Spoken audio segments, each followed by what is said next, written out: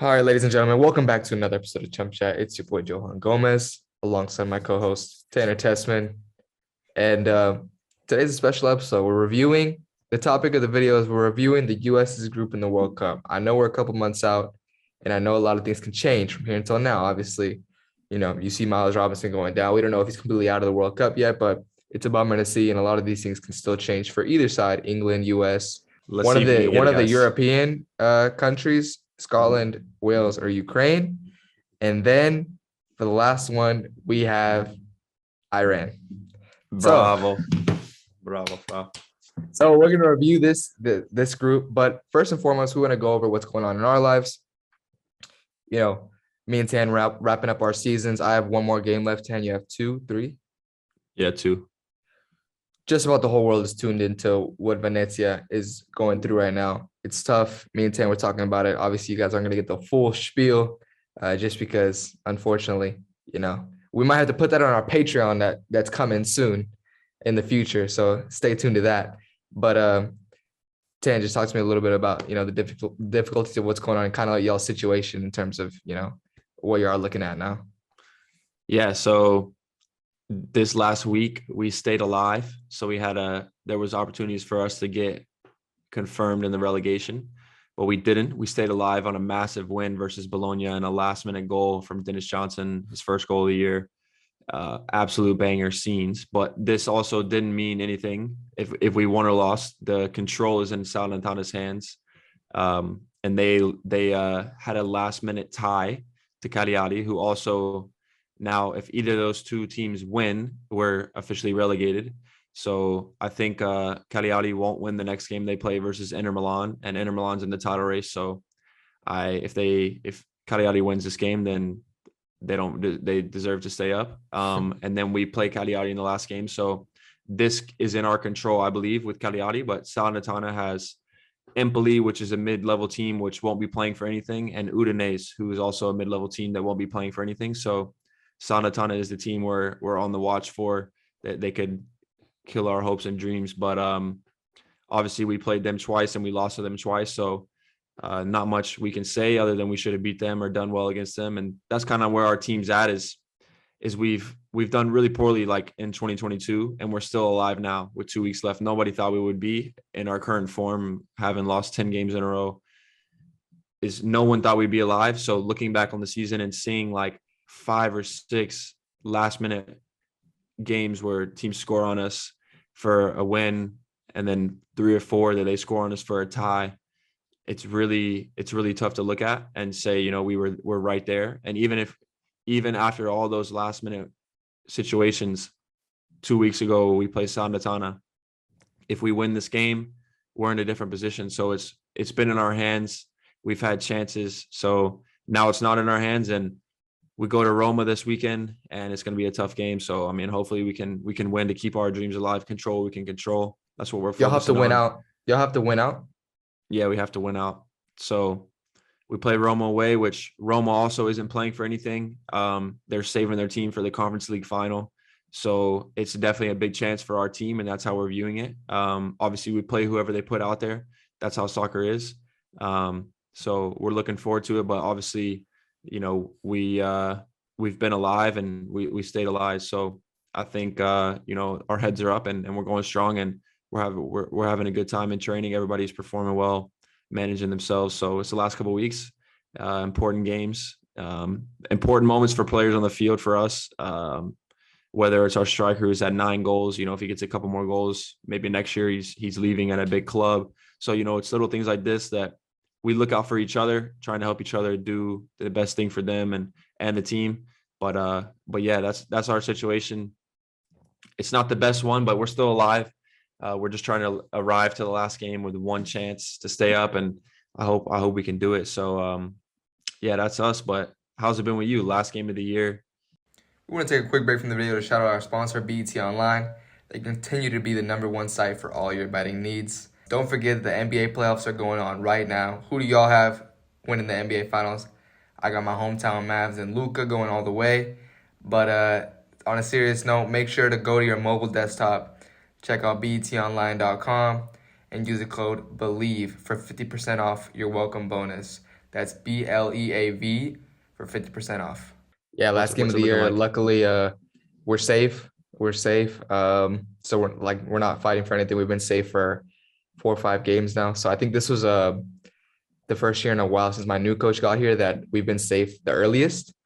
Luckily, I ended my goal drought this past weekend. Got a draw that helps in the point bonus. You know how that is, getting the Yes, bonus for the sir. week. But now, luckily, so we got lucky. Well, lucky in the sense that this last game is against a team that was fighting relegation, and but luckily they're officially relegated, or else like they would have came with everything, obviously, and we want to win our last home game, so that would have been tough for us Yeah. maybe to have to go against like a team that's fighting tooth and nail. But luckily, we don't have to do that. Saturday, last game, Sunday, meetings, and then we get to go home, thankfully, for a couple of weeks and enjoy it. And but just going back to what Tanner was saying about the relegation, if y'all want to check out another point of view from that, we interviewed one of his teammates, Arner Sigurdsson, and it'll be linked right here up top or right there. And so make sure y'all check that out. And in our past videos, we've also been talking about the struggles of relegation. If y'all haven't checked that out either, I struggled with it last year at Porto B, and now Tanner's going through it also. I want to ask Tanner what he'll do next year if they get relegated, because that's more of a personal thing and that we've talked about a little bit. But stay tuned because big moves coming. That's for sure. And speaking of big moves, I think we got to talk about your camp a little bit. You just announced it on Insta. Today's May 11th. Let's talk about it a little bit, Yes, give it a sir. little bit of exposure. A massive move for me and my crew, my team. It's been something that I've always wanted to do since I signed with FC Dallas. I think I told you a while back, it's something I want to do. And I told my agent from the day I signed with him, I was like, yeah, this is something I want to do. And I've seen it been done before. I've gotten inspiration from players in Alabama that did it for me. And it touched home for me, and it definitely elevated my game to the next level. And Chandler Hoffman coming back and helping my crew see what it's like to be a professional soccer player, as he was playing in MLS with LA Galaxy after winning the league. So I want to do the same thing, give the insight to the kids and connect with them. And the important thing is all the proceeds are going to the scholarship fund that Busa, the club, has set up in Birmingham. So giving back to the community, and also just really looking forward to being home. I haven't been to Birmingham in 4 or 5 years now. So it's been a long time. I've had no reason to go back, but I'll be super excited to go back, have my whole family back in Birmingham for the first time in 5 years. So it's going to be beautiful, back with some friends helping out with the camp, some really good coaches helping out with the camp. It's going to be top notch. If you're listening, try to sign up if you're able to and you're in the location. I know Birmingham, Alabama isn't the place to go in the summer for a vacation. So I'm speaking mostly to my people from Beham, from the 205. But yeah, man, it's going to be super fun. It's going to be 2 sessions, 2-hour sessions, hands-on. I'll be talking with most all the kids. There'll be prizes, Venezia giveaways, Nike giveaways, big things. So I'm super excited to do it. It's going to be super fun. So I'm just super excited. Got a good crew coming with me. I'm super excited to be there with my family and experience what it's like to run a camp. So That's huge, bro. That's huge. And where can they find the details? It'll be linked in the you find description the also, but linked in the description at birminghamunited.com. Simple. You search for camps and then summer camps, and then you scroll down a bit and mine's right there. It's actually a double day. So you can do the 18th or the 19th. The 18th is for all players, and the 19th is more of a elite camp. So you'll have to be, an elite player. That's what we're looking for. So to be more hands-on, a one session in the afternoon on the Sunday. So I'm super excited for it. yeah, and I'm sure we'll see a lot of videos and content from those camps. And speaking about content, me and Tan were just talking actually. We want to talk to you guys for a second because, as y'all know, we're players, and it's been a tiring and long season. This is part of what we enjoy to do, but Tan's taking a couple vacations. He's busy with the camp. I'm gonna be back home with my family, who I love so much, and I need to spend time with them. And so, as y'all know, we might not be pushing out as much content, but the thing that we can do for y'all is probably do a little bit of better, in-person type content. Not necessarily me and Tan, but day in the life's point of views, questions that we can answer for you guys. If you guys haven't checked, make sure to check out our TikTok. We're trying to up our game on that. Shout out Chris, who's always giving us ideas for that. But if y'all want to see ideas for content, lay it in the description, send it to our DMs because we're always checking, we're always looking, and we're down. Obviously, we all have phones no matter what. I mean, I'm not gonna have this set up, so that's what I'm saying. Like, we can't necessarily record just on the spot, but we're still trying to push out a couple more guests before we leave. A couple guests that y'all will really, really like. Both of them, I think. Obviously, we can't lock it in just yet because we haven't recorded with them, but y'all know how it is. We've talked about it before. It's tough with some of these players, you know, especially the European guys. Their season's ending, like Tan was saying, and they just want to get home. You know, they don't necessarily want to hop on a podcast right now. So, but we can promise y'all that if we take a couple weeks break, it's not the end of the world. We'll be back. It's a short little interim break, and then July comes. We're back full steam. And we're ready to give y'all the best content leading up to the World Cup. Obviously, bearing a huge change, me and Tam probably won't be at the World Cup, but who knows? Who knows? But I don't know. I think y'all guys would like some maybe live watch alongs with the game. Me and Tan watching the game together and y'all in the chat. So I think that'll be a nice idea for the future. Let us know if y'all like that. And me and Tan, we're also talking. It's hard to get guests. You know, I seen a Richly Desma shout. I seen a couple of I saw a Christian Pulisic shout. These guys are tough, obviously. You know, even if we follow each other on Instagram, they don't always answer us, man. They dodging us, they ducking us. It's tough. But if y'all want someone on the pod, go spam their comments. I know y'all spam dual nationals with US flags. My Mexican guys be spamming with Mexican flags. So just spam them with just say ChumChat. Go on ChumChat. That's all we need. That's all we need from y'all. And your favorite players will be on the podcast. What do you think of that, Sam? Hey, I think that's true, man. If I was posting something and somebody kept commenting, you'll get on ChumChat, I'd be like, hey, I got to get on ChumChat because I'm a man of the people. Got to give the people what they want, and our people that we get on are the same way. You know, if they don't respond well to it, then we don't want them on. You know what I'm saying? So, obviously not. We'll have it on whoever we want, but I think it definitely helps in getting the content that y'all want. So if you want a certain player or a certain person, you know, tell them get on ChumChat, and me and John will do our best to reach out, get that connect, and have them on and talk with whatever questions you enter on the question poll. So this is really a podcast that we run for y'all, and we're super excited to be in contact with some fans, which I'm hoping to see some fans in Bama at the camp. So hopefully I get some love there. But yeah, hey, super excited. Maybe a little bit of a gift for any fan that pulls up to your camp with the ChumChat merch. Hey, if you pull up with a ChumChat merch, I'm telling you right now, you'll get a signed Venezia jersey 100% if you pull up with the ChumChat merch. Unless you're my mom, dad, sister, friend, family, you ain't getting nothing. Okay, so I know you're listening as well, hey, Mom. Don't be coming up with a ChumChat saying, "Where's my signed jersey at?" So, hey, I think you were saying Beham might not be the place to be in summer, but now with that, I think we're gonna sell out and people are gonna be flying to Birmingham to get that Venezia signed jersey. Hey. That's just what I think. But no, shout out to you guys, man, because actually someone posted my goal, I think like a US men's national team account. And one of the comments I saw, I just said ChumChat gang.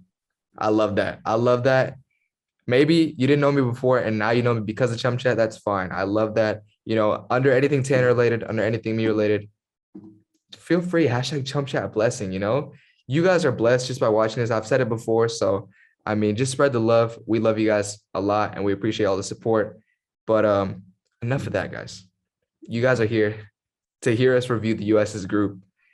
And let's get into it. First and foremost, I think the big one, England, we should wait until the end. I think first we got to review Iran. Yeah. Do you know much about Iran? No. I think if we obviously World Cup, it's a World Cup, man. So every team is alive. Every team is there for a reason. So we can't sleep on nobody.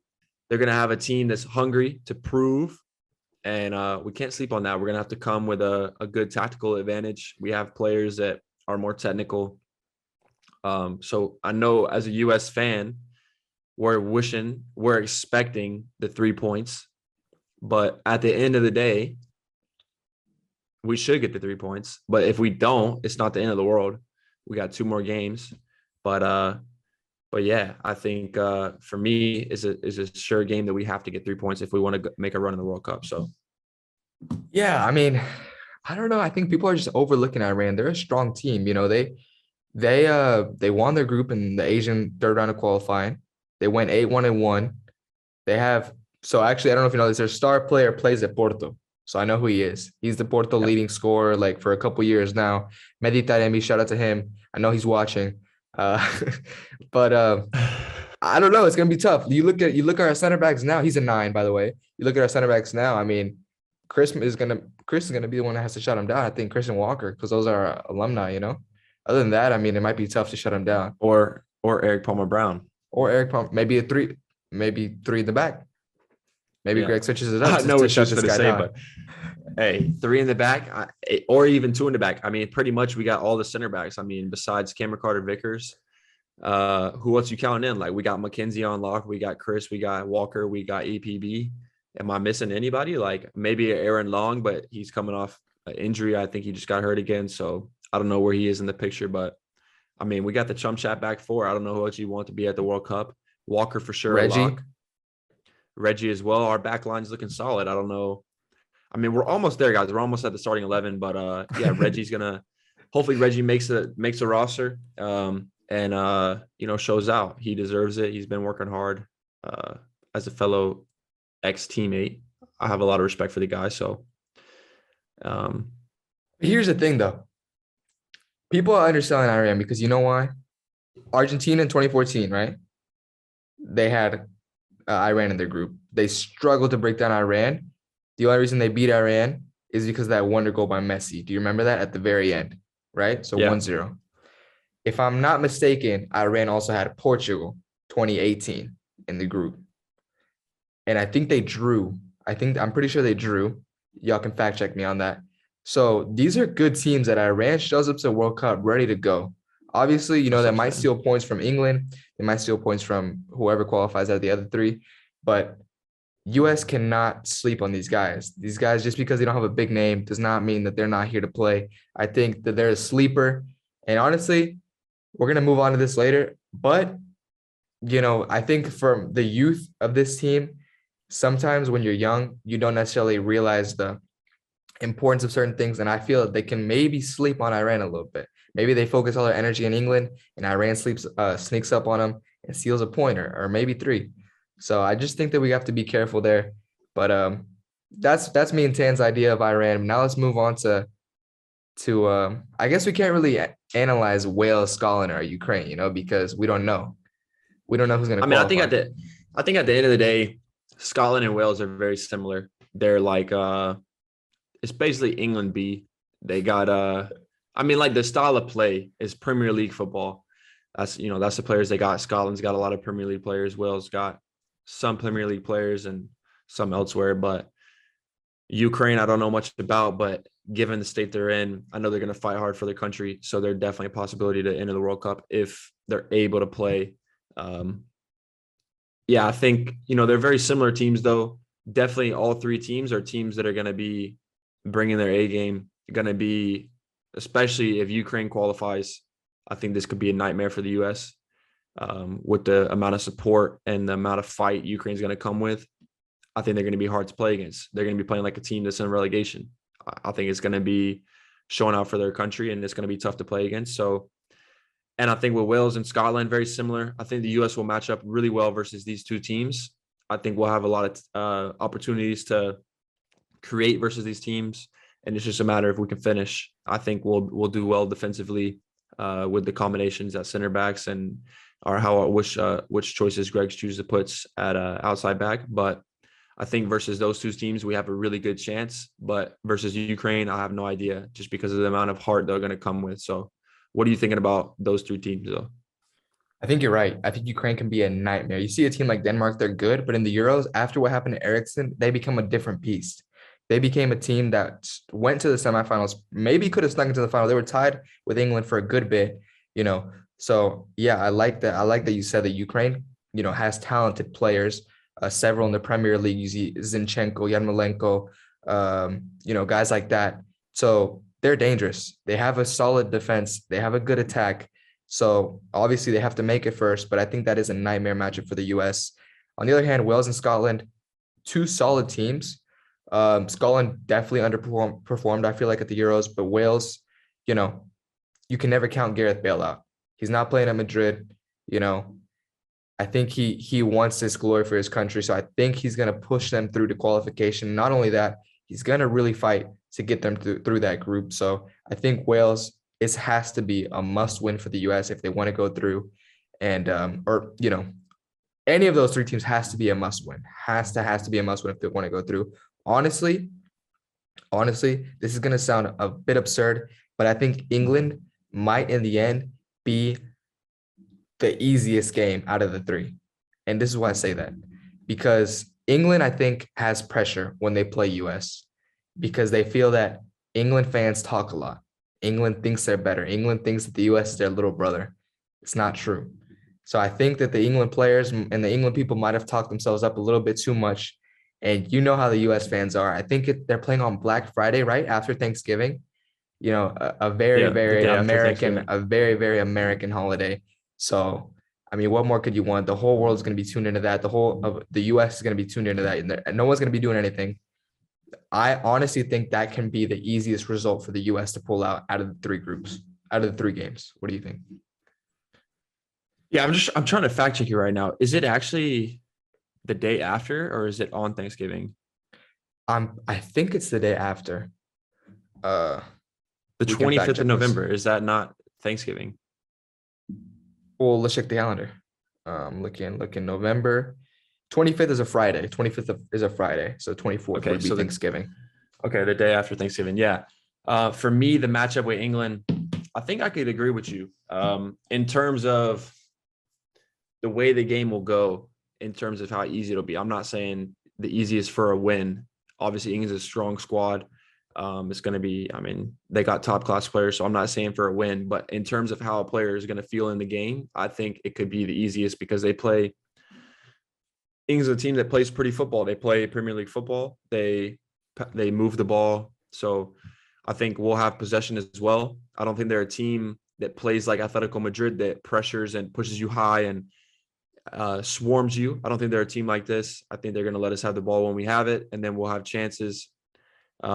It's up to us to create those. I know Pulisic will have something on his shoulder. Guys that hopefully we can keep healthy and want to make it to the Premier League. This is the team you play to make it. So I think as a young squad, they're going to definitely want to show out in this one game to make the dream for them to come true, especially Weston McKennie, a guy that Tottenham's looking at. These games versus these players show how players are playing the Premier League, and it changes the views as the people are trying to buy them. So I think it's a big game for the US. I think it's a game that if we get a point out of, we'll be happy with. But I do agree with you with the fans. I think England always puts them in a situation that isn't pleasant for the players. And the US, sometimes maybe we do this, but it's after the game. We say, oh, how do we lose this game, or how do we only win this game, or whatever it is. But I think going into the games, we give our players support and the trust. So I think our squad will be hungry for this game. This is a game you want in a World Cup. You want to play versus the big squads and see how you match up and see how you play against them. So I agree I think this completely. game will be good. Yeah. Yeah, and if you guys want our last episode with the Hercules Gomez is out now. It should be linked here or here. And he gave his starting 11 for the game against England. So check that out and see if y'all agree with that. Comment y'all starting 11 versus England. And I want to make it clear before people quote me incorrectly. I agree with what Tan said. Thank you for clarifying that. I didn't mean it easiest as England's a bad team, because obviously we all know that they're not. We meant it by the way that the players will approach the game. They might think it's a little bit easier because there's not really a lot of pressure on the US in terms of winning it. Obviously, it's a World Cup, so there is pressure. But I mean, who in the world is really expecting the US to beat England? Obviously, the US fans are, because we believe in them. But, I feel like you're right. I mean, England has a lot of pressure. You failed at the 2018 World Cup in the semis. It was coming home supposedly then. Euro 2020, it was coming home supposedly then. You lost in PKs.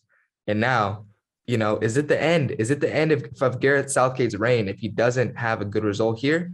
I mean, so I feel like they have a lot of pressure on their shoulders, and we'll see how they deal with it because, Harry Kane is not getting any younger, and neither is Sterling or any of those guys. So obviously they have a lot of young guys, good guys coming in, but I mean, it's hard to replicate international success. We've seen that in their past generations. So who knows? Who knows what happens? Yeah. I think it depends on certain things for the US if we can win this game. I think it depends on who we have healthy, and that depends on who Greg puts out there. Guys that are going to be performing well in the moment, and I think it's definitely going to be the most watched soccer game in US history. I could bet on that. the day after Thanksgiving. I mean, it's going to be massive. So everyone will be watching. Everyone in the world will be watching. I don't know if you saw the most ticket sales. There's I saw 4 that. games, and the U.S. is 3 of them. So So I agree with that. I agree with that completely. This is my prediction. I honestly think it's gonna be a boring game. Hopefully it's not. yeah, But Southgate has been criticized so much for how defensive he plays. He plays with Declan Rice and Calvin Phillips, 2 defensive midfielders plus the back 4 that he usually plays with, which is pretty defensive, considering all the attacking options that you have. And I mean, I don't know. I just feel like it's going to be so nitty gritty. The US and England, the countries have a lot of history with each other. So I just feel like it can be really physical and maybe not as pretty. Because, like you said, England plays really pretty football. But at the same time, we know how the Premier League is. It's not all about pretty football, it's about physicality, getting stuck in, all that kind of stuff. So I think it could be one of those games. Maybe it turns out it's more of an American football game instead of a real football game. But we'll see how it turns out. I don't know if you agree with me. I know it won't be like a brawl like we're playing Iran or playing one of these teams that are really aggressive and like this. So yeah, I think it'll be physical for sure, but I think that edge will come out more for the US. I think our players will have more of a bite to them, more of that chip on their shoulder. I don't think the England players will have that. Maybe a few like Foden has that edge, Kyle Walker has that edge, but I don't think some of them have that. So I think a lot of our players have it and they'll show it. And if we show it, I think we have a good chance of making it far. But I don't know. Do we know if we qualify through what the options are to play against? Yeah, we do know, but let me I check. mean, it's a long shot, but we could kind of see how our path will be against who will play. Before we move on, I just want to say I know we're months out, but if y'all are watching this right now, leave y'all's 3 World Cup group score predictions in the comments. If one of y'all gets all 3 right, you're gonna win a prize. We don't know for sure yet what it is, but you will win some kind of prize from the Chums, and it'll be worth your while. I promise you that. and you only get 1 entry. So don't be over here calculating all the numbers and stuff. You get 1 entry. So make sure you think about it. If you get all 3 right, then you should have put a bet on it. Yeah, they have a good shot, bro, because they have Group A. They'd have Group A's winners. So Qatar, Ecuador, Senegal, and Netherlands. Now those are our sneaky good Hey, teams. what'd you say? You got an easy one, bro. Senegal's raw. That's what I'm Netherlands is saying. dirty. That's what I'm saying. But they're sneakily good. Like Senegal's pretty good. They won AFCON, but Senegal's raw, man. okay, I think Senegal, but I don't know if Senegal will win their group, so the US would have to get Netherlands. first to play them. If the US qualifies second, in theory, they would get Netherlands. Never count on a host nation though. You saw Russia in 2018. Qatar, they're not bad, man. They're not bad at all. Qatar, yeah, aggressive team as well. I mean, I think Senegal's going to win the league. I hate to say it. I just don't know their matchups. I mean, they're just too pacey. They're technical as well. They play good football. I don't know.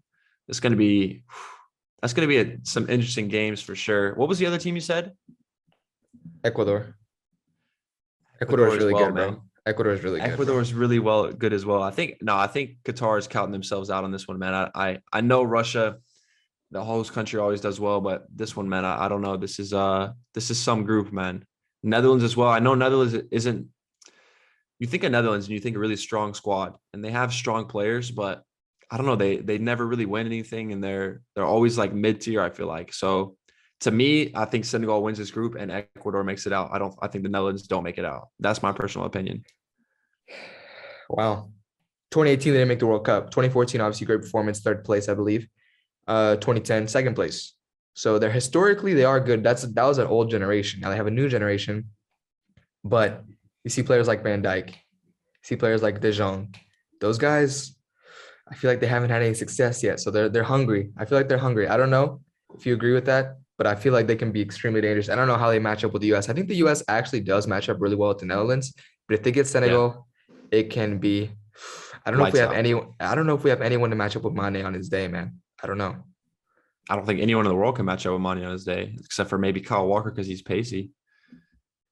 But I don't know. Guy's really good. I don't know if there's much we can do if they're playing well.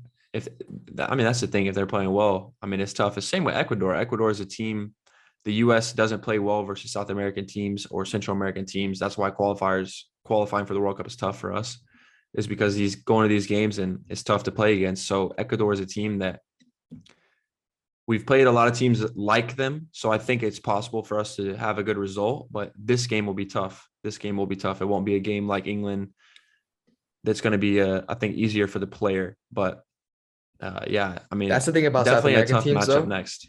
Yeah, it's bro. At the round of 16, it's fight tooth and nail, bro. And the next thing I'm gonna say, and I say this in the best way possible, I think the whole world knows South American teams have to be the most annoying teams to play against. If you go down against a South American team, bro, you're gonna be frustrated the whole rest of the way because they're gonna find a way to frustrate you. They're gonna find a way to time waste. They're gonna find a way to get in your head.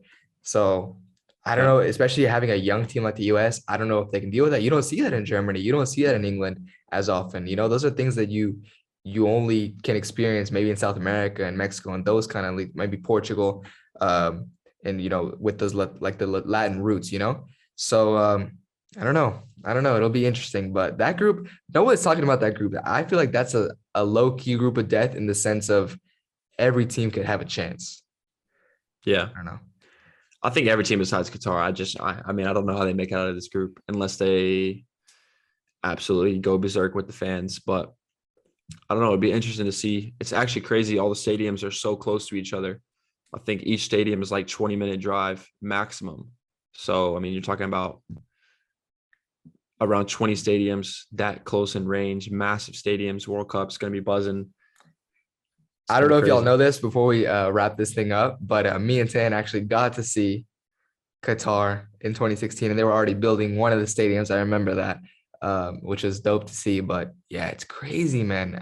It's no secret as to why they had to do it at this time, because we went in October, late October, early November, and it was so hot, bro. Remember we would go out to train midday? Oh my goodness. Yeah. It's gonna be literally like the summer. Yeah, I mean, this trip we went on was truly unreal. I can't believe we did it with SC Dallas, but man, what an experience it was to be there and stay. Literally, our hotel was right next to two stadiums. One they were building and one that was finished, but I don't know if they'll use this one for the World Cup. But the one they were building was literally for the World Cup. So, me and John, we've been thinking about this World Cup for a long time. We saw it in the process of being made. We're super excited for this, and I know you guys are as well. We'll be watching, and a lot of our content from here on out will be about the World Cup, and we'll get players that are going to the World Cup. So stay tuned for those. And if you want anyone, like we said, make sure you go spam their content. Let us know as well. Say, hey, we really want to hear something about this person. So we'll do our best to reach out. But yeah, definitely going to be a good time to have it in the winter in Dubai, or the fall, I guess. Would be way too hot in the summer. You would need 5 water breaks a half. But it's gonna be that would be too dangerous. Yeah, it's gonna be super interesting, guys. And before we close out, reminder to everyone, obviously, like Tan said, go comment on whoever y'all want to see's posts. ChumChat. Come on, ChumChat. And in the comments, leave y'all's 3-game score prediction. If y'all get it exactly right for each game, there will be a prize for you guys. So that's it, guys. Thank you guys so much for tuning in. It was a nice episode. I hope you guys learned something from this. And as you know, me and Tan, top analysts, everything that we said is going to happen most likely. So we're looking forward to watching the games, and hopefully we can get a live watch along going so that you guys can enjoy the games with us. And thank you guys for tuning in. If you guys enjoyed the content, make sure to like, share, and subscribe. And like we always say, go find your own success. Deuces.